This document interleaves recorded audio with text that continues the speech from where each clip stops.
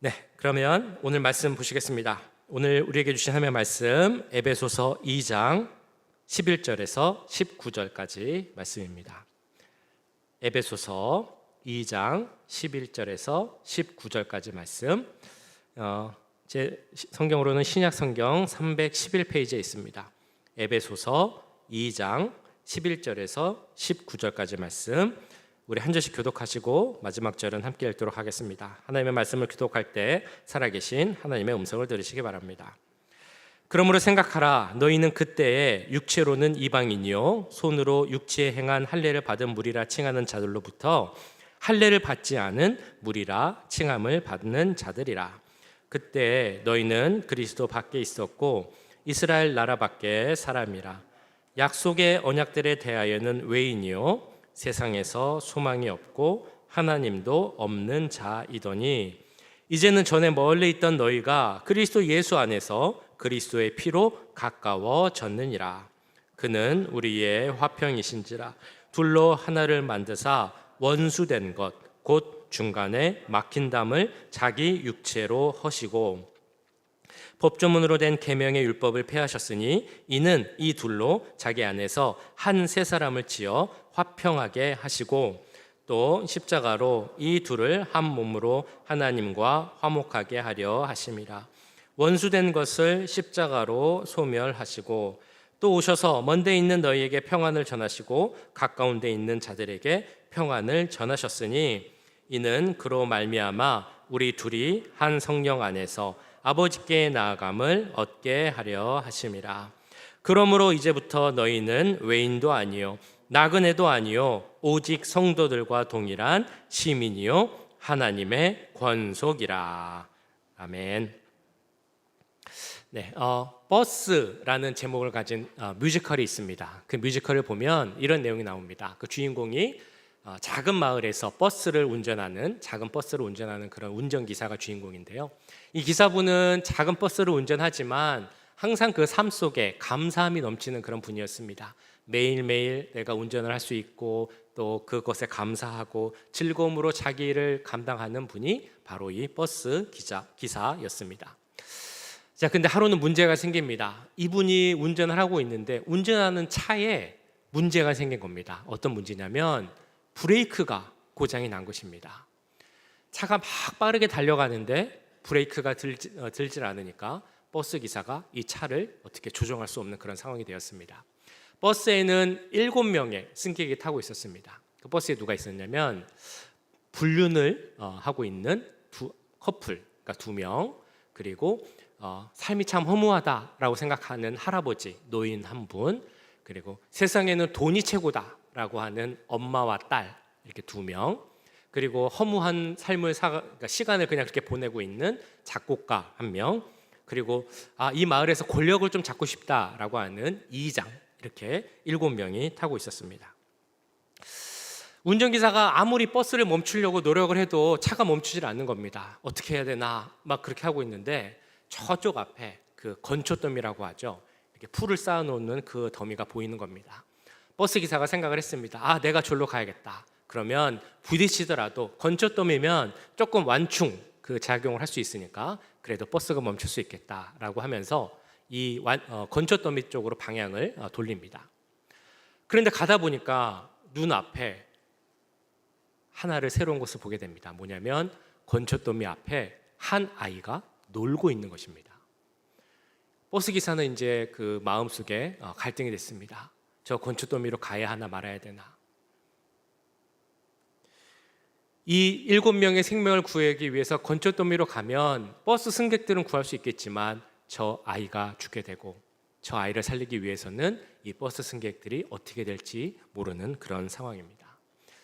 버스 기사가 선택한 것은 그래도 7명의 승객을 살리기 위해서 건초더미로 달려간 것이었습니다.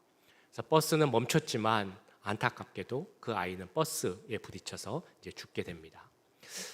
자, 그런데 참 이상한 것은 그 버스에 타고 있던 승객들이 이 버스 기사를 막 비난하고 욕을 하는 겁니다. 자기들을 살리기 위해서 그렇게 했는데.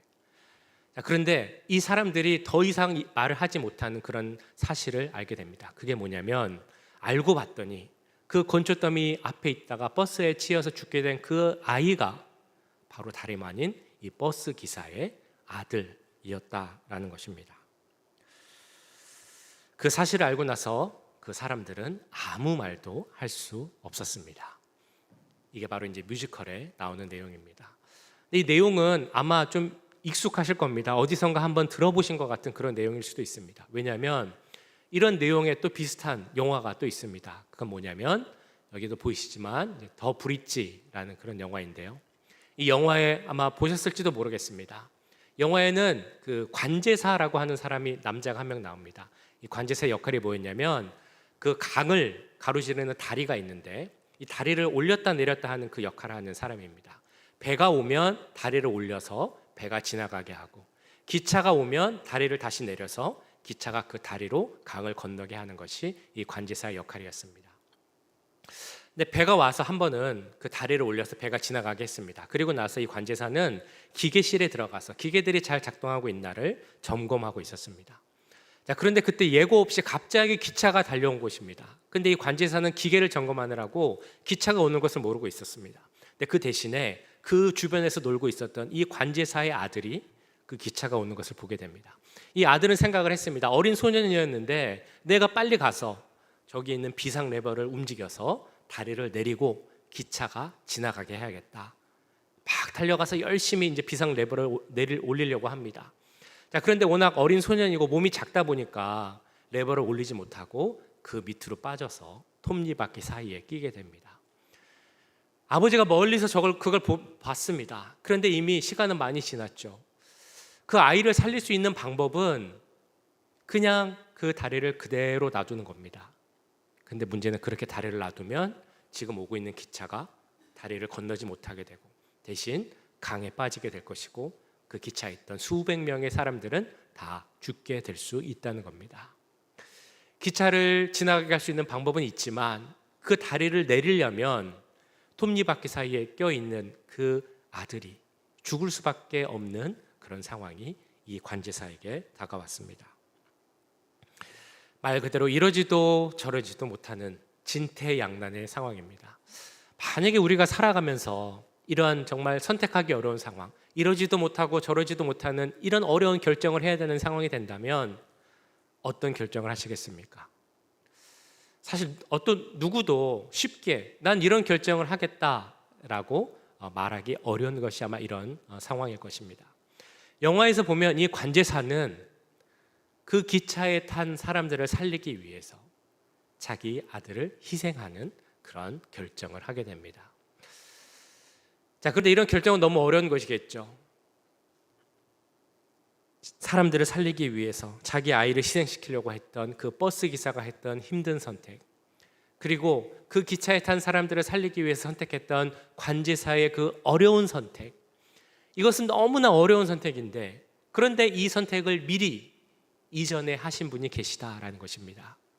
누구시겠습니까? 바로 우리 하나님입니다. 우리를 살리기 위해서 그 아들 독생자 예수 그리스도를 십자가 죽음에 내어주신 그 결정을 하신 분이 바로 우리 하나님입니다. 에베소서 2장을 보면 이러한 하나님의 크신 은혜와 사랑을 계속 강조하고 있습니다. 죄로 인해 죽을 수밖에 없는 우리들, 그런 우리를 용서하시기 위해서, 그런 우리를 긍휼히 여기시고 하늘의 그 지극히 높은 보좌를 내려놓고 이 땅에, 이 지극히 낮은 곳에 지극히 낮은 사람의 모습으로 종의 형체로 오신 분이 바로 우리 예수 그리스도라는 것입니다. 그래서 십자가의 죽음으로써 우리의 죄를 용서해 주시고 우리에게 구원을 주시고 영생을 주시고 하나님의 자녀로 삼아 주신 그 모든 것의 이유는 바로 하나님의 한없는 사랑 때문이었습니다. 자, 그런데 그런 사랑을 받아서 우리가 하나님의 자녀가 되기 전에 그러면 우리는 어떤 모습으로 살고 있었습니까? 그 뮤지컬을 보면 그 7명에 나오는 사람들, 정말 이 세상의 여러 가지 모습의 사람이었습니다. 아마 우리도 그런 모습으로 살고 있었을 것입니다. 오늘 에베소서 말씀을 보면 우리가 어떤 모습으로 살고 있었는지 11절 12절에서는 이렇게 말씀을 합니다. 그러므로 생각하라. 너희는 그때 육체로는 이방인이요 손으로 육체에 행한 할례를 받은 무리라 칭하는 자들로부터 할례를 받지 않은 무리라 칭함을 받은 자들이라. 그때 너희는 그리스도 밖에 있었고 이스라엘 나라 밖의 사람이라 약속의 언약들에 대하여는 외인이요 세상에서 소망이 없고 하나님도 없는 자이더니. 자, 여기 11절 12절을 보시면 처음에 반복되는 말씀이 있습니다. 무슨 말이냐면 그때에 라는 단어입니다. 그때에. 여기서 말하는 그때는 언제를 얘기하는 것일까요? 그때에 바로 우리가 예수님을 알기 전을 이야기합니다. 예수님을 믿기 전, 구원받기 전 세상에 속한 사람이었을 때 그때를 이야기합니다. 그때 우리의 모습에 대해서 에베소서 앞장 1절에서 3절을 보시면 우리의 모습이 이랬다라고 말을 합니다. 바로 허물과 죄로 인해서 죽었던 자의 모습이 바로 우리라는 것입니다. 목적도 없이 방황했던 삶을 살았던 것이 바로 우리였습니다. 세상의 풍조를 따라 욕심에 따라 살던 것이 우리의 모습이었고 또한 공중 권세 잡은 사탄의 노리개로 살던 것이 우리의 모습이었다는 것입니다. 그리고 12절에서도 우리의 옛 모습에 대해서 이렇게 이야기를 합니다. 우리는 그리스도 밖에 있었던 사람이었다.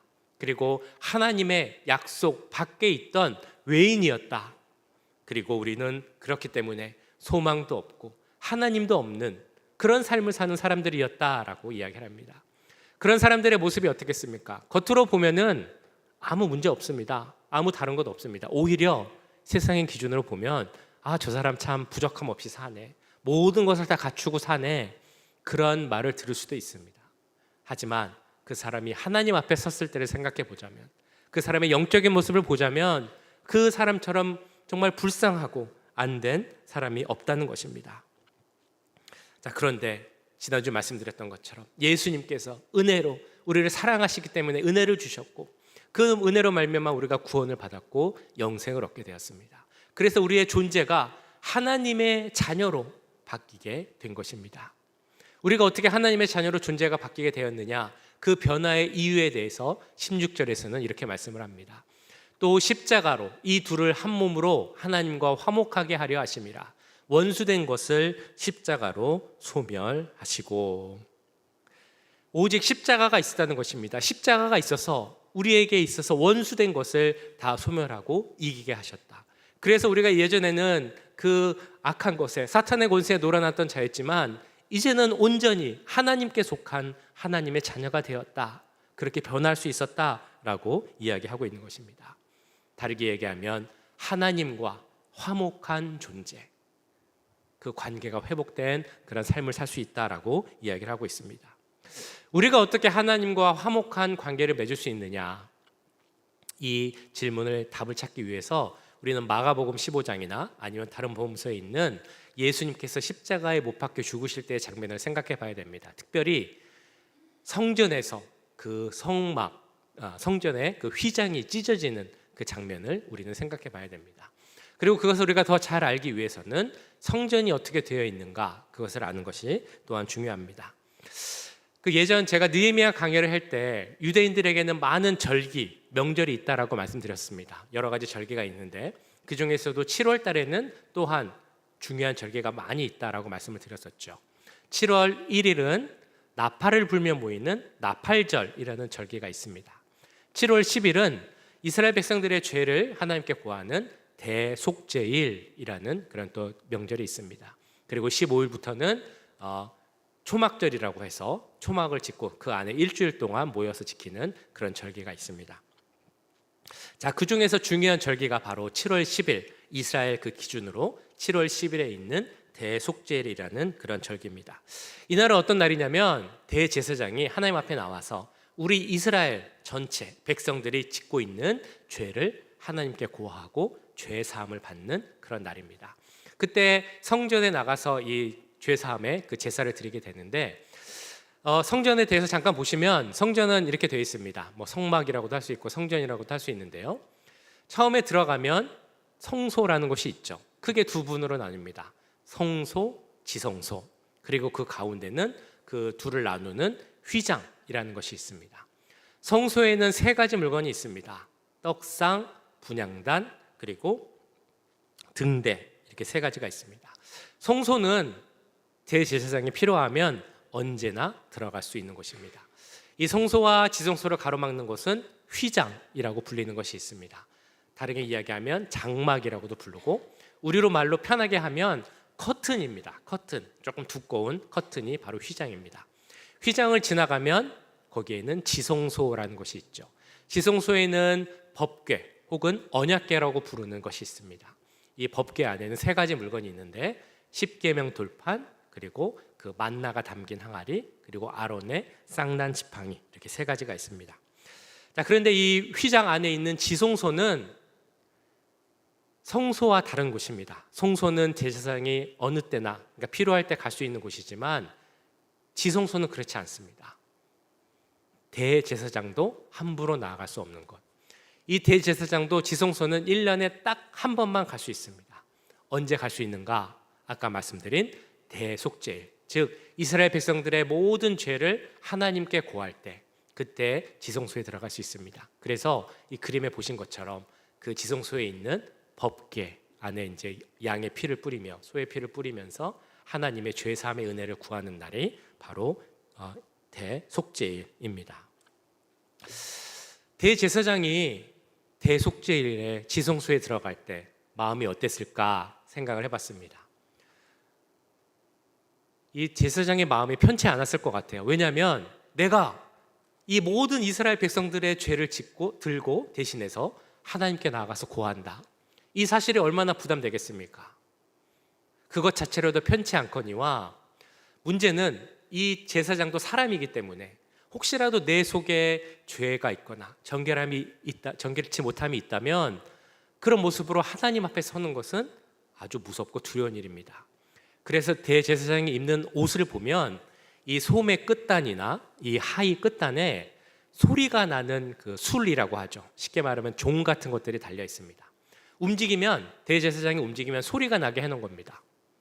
왜 소리가 나게 해놨을까요? 지성소에 들어가는 대제사장은 움직일 때 소리가 나는 그런 옷을 입습니다. 왜냐하면 이 지성소는 대제사장밖에 들어가지 못하기 때문에 대제사장이 살아있나, 그 일을 잘하고 있나 아무도 확인할 수가 없는 겁니다. 혹시라도 이 대제사장이 잘못해서 하나님 앞에 뭔가 죄를 지어서 거기서 화를 당하게 되면 그것을 알 수 있는 방법이 없는 겁니다. 그래서 옷에 소리 나는 그런 종들을 달아놔서 그 소리가 나면 제사장이 아직 살아있구나, 자기 일을 하고 있구나 라는 것을 알 수 있다는 것입니다. 자, 그만큼 지성소라는 것은 아주 엄숙하고 무서운 곳입니다. 그 지성소를 바라보는 백성들의 마음은 어땠을까요? 그리고 그 지성소를 가로막고 있는 것이 휘장이라는 것입니다. 그 휘장을 바라보는 백성들의 느낌은 어땠을까요? 당연히 너무 무섭고 힘들었겠죠. 대제사장도 마음대로 나가지 못하는, 두려워하면서 나가는 그곳을 백성들이 봤을 때는 어땠겠습니까? 너무나 무섭고 쉽게 다가가지 못하고, 갈 만한 엄두도 내지 못하는 곳이 바로 이 지성소였을 것입니다. 그리고 그 휘장도 마찬가지로 감히 접근할 수 없는 공포, 두려움, 무서움을 주는 것이 바로 이 휘장이었습니다. 그런데 이 휘장이 찢어지는 일이 생기게 됩니다. 조금 상처가 나거나 조금 어디가 찢겨 나가거나 이런 게 아니라 완전히 위에서부터 아래로 완전히 찢겨져서 두 갈래가 됐던 그런 일이 있습니다. 언제, 누구에 의해서 이 휘장은 찢어졌겠습니까? 마가복음 15장에 이렇게 나오죠. 예수께서 큰 소리를 지르시고 숨지시니라. 이에 성소 휘장이 위로부터 아래까지 찢어져 둘이 되니라. 언제라고요? 예수님께서 십자가에 못 박히셨을 때, 내가 다 이루었다 라고 말씀하시고 그 목숨을 다 하셨을 때, 그때 성전에 있는 휘장이 아래로부터 찢어져 완전히 둘이 되었다 라고 말씀하고 있습니다. 맥스 루케도라는 작가가 있습니다. 이 작가가 하나님이 빚으시는 사람이라는 책에서 이제 휘장은 필요 없다라는 그 제목의 글을 쓴 것이 있습니다. 오늘 그 말씀을 잘 설명해 주는 글이라서 조금 길지만 제가 읽어보도록 하겠습니다. 이 내용은 이제 속죄일에 대한 내용인데 한번 들어보시면 좋겠습니다. 해마다 열리는 그 행사는 늘 수많은 인파를 동원했다. 희생 제물의 피를 받든 제사장은 엄숙하게 성전 계단에 올랐다. 백성들이 밖에서 기다리는 동안 제사장은 휘장을 통과하여 지성소로 들어가 언약궤 위에 속죄소에 성수를 뿌리고 그 피가 하나님의 노를 누그러뜨리기를 기도했다. 죄를 사함받고 백성들은 안도의 숨을 내쉬었다. 하나님과 인간 사이에는 그 엄청난 간격을 상징하는 거대한 장막이 드리워 있었다. 그 누구도 건널 수 없는 깊은 협곡과 같았다. 인간은 죄 때문에 자신만의 섬에 유배되었다. 하나님은 사람들을 그대로 내버려 두실 수도 있었다. 그 백성을 격리된 채로 두시고 불결함으로부터 손을 씻으실 수도 있었다. 하나님은 진정 우리에게서 등을 돌리고 우리를 포기한 후 새로운 행성을 창조하실 수도 있었다. 하지만 하나님은 그렇게 하지 않으셨다. 하나님은 직접 그 협곡에 다리를 놓으셨다. 일식의 어두움 가운데 하나님과 그의 어린 양이 지성소에 쓰셨다. 하나님은 제단 위에 어린 양을 올리셨다. 제사장의 양도, 유대인의 양도, 목자의 양도 아닌 하나님의 양이었다. 금빛 제단 위에 온전한 제물의 피가 흐르자 천사들도 숨을 죽였다. 어린 양의 피가 흘렸던 곳에 이제 생명의 피가 흐르고 있다. 하나님의 어린 양을 보라. 바로 그때였다. 하나님이 돌이키사 휘장을 한번 바라보셨다. 필요 없다. 그러자 휘장이 아래로 찢겨졌다. 둘로 나뉘었다. 필요 없다. 휘장은 필요 없다. 제물도 필요 없다. 구별도 필요 없다. 그때 해가 모습을 드러냈다. 맥스 루케이더가 말한 것처럼 휘장은 하나님과 인간 사이에 있는 그 넓은 간격, 메울 수 없는 간격을 나타내는 것이 바로 휘장이었습니다. 휘장으로 인해서 인간은 하나님께 나아가지 못했습니다. 근데 어떻게 보면, 반대로 보면 이 휘장은 인간을 보호하는 그런 것이었을지도 모르겠습니다. 왜냐하면 인간은 그 죄 때문에 하나님께 나아가면 죄로 인해서 죽음을 당할 수밖에 없기 때문에 그것을 보호해 줄 수 있는 것이 오히려 휘장이었다는 것입니다.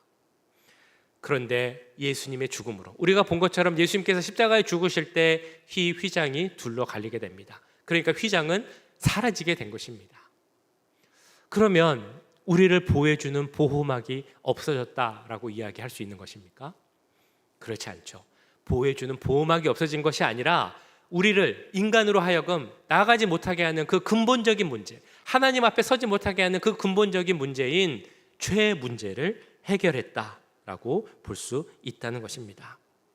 이처럼 예수님은 자기 육체로 중간에 막힌 담을 하신 것입니다. 휘장을 찢어 놓으셨고 그로 말미암아 하나님과 인간 사이에 화평, 화목을 이루신 것입니다.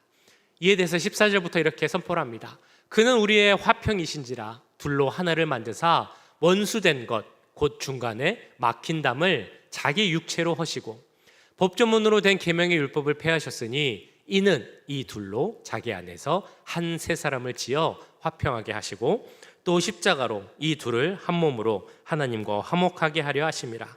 원수된 것을 십자가로 소멸하시고. 16절 마지막에 나오는 이 말씀이 중요하죠. 십자가로 소멸하셨다. 우리 안에 하나님과의 관계로 가로막는 그 원수된 것, 죄된 모든 것을 십자가로 소멸하셨기 때문에 이제 하나님과 우리 사이의 관계가 회복되고 화목하게 될 수 있었던 것입니다.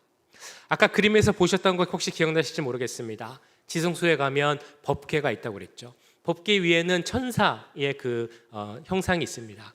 그리고 그곳을 하나님의 은혜가 임하는 곳이라고 해서 속죄소라고도 부르고 시은자라고도 부릅니다. 무슨 의미냐면 은혜가 임하는 자리다라는 의미입니다. 그래서 영어로 하면 mercy seat, 은혜의 자리라고 불립니다. 거기가 은혜의 자리인데 인간은 글로 나가지 못했습니다. 왜냐하면 우리의 죄 때문이었습니다. 하지만 예수님께서 그 몸으로 중간에 막힌 담을 하시고 휘장을 찢으시고 우리의 죄 문제를 해결하셨기 때문에 이제 우리는 그 은혜의 자리에 나아갈 수 있게 된 것입니다. 그래서 히브리서는 이렇게 다시 한번 선포합니다.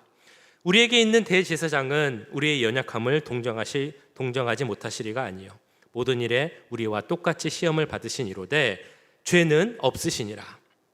그러므로 우리는 긍휼하심을 받고 때를 따라 돕는 은혜를 얻기 위하여 은혜의 보좌 앞에 담대히 나아갈 것이니라. 아멘. 이 말씀처럼 이제 우리는 이로 말미암아 하나님과 화평하게 되고 화목하게 될 수 있게 되었습니다. 화목의 은혜를 누릴 수 있게 된 것입니다. 우리가 에베소서 2장에서 계속 보고 있는 것처럼 하나님은 우리에게 은혜를 주셨습니다. 은혜를 주신 이유, 우리를 구원하기 위함이라고 말씀드렸죠. 그럼 그 구원을 주신 이유는 무엇이라고 말씀드렸습니까? 지난주에 우리로 하여금 선한 일을 할 수 있게 하고 그 선한 일로 말미암아 하나님께 영광을 돌리기 위함이다 라고 말씀드렸습니다. 하나님께서 우리에게 은혜를 주신 이유에 대해서 다시 한번 오늘 본문을 통해 말씀합니다. 내가 너와 화목하고 화평하게 지내기 위하여서 내가 너희에게 은혜를 주었다. 이것이 바로 하나님의 말씀입니다. 하나님께서 원하시는 것, 그 아들 예수 그리스도를 십자가의 죽음으로까지 내모시면서 원하시는 것은 바로 우리와 화목하게 지내는 바로 그것입니다. 그런데 우리는 하나님과 어떻게 보내고 계십니까? 하나님과 화목한 관계를 유지하고 계십니까? 혹시나 아직도 하나님 그러면 뭔가 좀 대면 하시진 않습니까? 우리 예수님과의 관계가 아직도 조금 어색하시지 않습니까? 하나님이 우리에게 제일 원하시는 것은 무엇인가 하면 우리 가운데 막힌 담이 없고 정말 화목하게 그렇게 지내는 것, 그것이 바로 우리를 향한 하나님의 마음입니다. 오늘 말씀을 기억하면서 내가 정말 우리를 향한 하나님의 마음이 이것이구나 라고 깨달을 수 있길 간절히 소원합니다. 우리와 화목하게 원하시는 하나님이 또한 우리에게 주신 또 하나의 명령이 있습니다. 그것은 뭐냐면 하나님과 화목할 뿐 아니라 다른 이들과도 화목하라, 다른 이들과도 화평하라 라는 그런 말씀이 있습니다. 오늘 말씀에 보시면 그 시작은 교회 안에 있었던 유대인 그리스도인과 이방인 그리스도인의 사이에 있었던 그 어려움에서 시작을 합니다. 13절 말씀에 이렇게 나오죠. 이전에 전에 멀리 있던 너희가 그리스도 예수 안에서 그리스도의 피로 가까워졌느니라. 예수님을 믿었습니다. 그래서 한 교회에 모였는데 거기에 이제 출신이 조금 다른 사람이 있었습니다. 어떤 사람들은 유대인으로서 예수님을 믿는 유대인 그리스도인이었고, 어떤 사람들은 이방인으로서 예수님을 믿는 이방인 그리스도인이었습니다. 그런데 교회 안에 그들 사이에 관계에 어려움이 생긴 것입니다. 갈등도 있고 분쟁도 있게 된 것입니다. 그들에게 사도 바울을 통해 예수님께서 말씀을 하십니다. 그리스도의 피로 너희가 가까워졌다. 내가 내 십자가의 피로 모든 중간에 막힌 담을 헐었다. 그러니 유대인과 이방인이라 할지라도 그 사이에 차별이나 갈등이 있어서는 안 된다라고 말씀하고 있는 것입니다. 이 말씀처럼 교회 안에는 어떤 차별, 차이, 구분이 있어서는 안 됩니다. 19절에서도 말씀하죠. 우리는 모두 하나님의 권속, 즉 하나님의 가족이라고 말씀을 합니다. 그러므로 이제부터 너희는 외인도 아니요 나그네도 아니요 오직 성도들과 동일한 시민이요 하나님의 권속이라. 권속이란 말 무슨 말인지 아시죠? 가족이라는 말입니다. 이제 우리는 다 하나님의 가족이다라고 이야기를 합니다. 교회 안에서의 우리의 관계는 하나님의 가족으로서, 한 가족으로서 살아야 한다는 것입니다. 이 말은 그래 우리끼리 친하게 지내고 우리끼리만 잘 살자 이런 의미는 아닐 것입니다. 하나님의 가족이란 말의 의미는 세상 속에서 있는 어떤 담, 벽, 분쟁, 갈등이 교회 안에서는 있어서는 안 된다, 그런 말씀입니다. 뿐만 아니라 거기서 더해서 교회 안에서뿐만 가족으로 지내는 것이 아니라 화평하고 화목하게 지내는 것뿐만이 아니라 우리가 교회 밖에 나가서도, 교회 담장을 넘어서도 우리가 가는 곳이 어디든지 그곳은 담장을 허물고 벽을 허무는 화평을 전하는 그런 사람이 되어야 한다는 그런 말씀입니다. 마태복음 5장은 말씀하죠. 화평하게 하는 자는 복이 있나니 그들이 하나님의 아들이라 일컬음을 받을 것이요. 이 말씀을 바꿔보면 어떤 의미이겠습니까? 하나님의 아들이라 불리는 자, 즉 하나님의 자녀된 우리들은 어딜 가든지 간에 하나님의 화평을 전하는 그런 자들이 되어야 한다는 것입니다. 이 세상을 보실 때 어떤 마음이 드십니까? 요새 뉴스를 보시면 어떤 생각이 드십니까? 하나님이 주시는 화평이 참 필요한 시대다라는 생각이 드시지 않으십니까? 중동에서는 지금 전쟁이 일어나고 있습니다. 이란, 이스라엘, 미국 다 얽혀 있는 그런 어려운 전쟁이 되고 있습니다. 멀지 않은 LA도 너무 어렵고 분쟁과 소요가 있습니다. 근데 그런 것이 우리와 멀리 있는 일이냐? 그렇지 않습니다. 우리 오렌지 카운티에서도 우리 삶의 현장에서도 이런 어려운 일들, 갈등, 분쟁, 어려움들이 일어나고 있습니다. 그럴 때 우리에게 필요한 것이 바로 이 하나님이 주신 화평을 전하는 일입니다. 혹시 마음속에 이렇게 생각하실 수도 있습니다. 아니, 중동에서 저렇게 나라끼리 전쟁을 하는데 내가 무슨 화평을 어떻게 전합니까? 그런 생각을 하실 수도 있습니다. 그런데 그 방법이 있습니다. 내 삶의 자리에서 내가 할 수 있는 일을 하는 것, 바로 이런 일일 것입니다. 내가 있는 그곳에서 하나님과의 나의 관계에서 막힌 담을 얼고 화목하게 지내는 것, 이것이 바로 시작입니다. 그리고 사람들과의 관계에서 혹시라도 막힌 담이 있다면 그 담을 허는 것이 중요합니다. 예수님은 그 몸을 들이셔서 중간에 막힌 담을 헐었는데 혹시라도 우리가 어디 가서 예수님이 허무신 그 담과 벽을 쌓고 있지는 않은지 생각해 봐야 한다는 것입니다. 사람들과 관계에서 막힌 담이 있다면 그것을 예수님의 보혈의 능력으로 허무는 것이 중요합니다.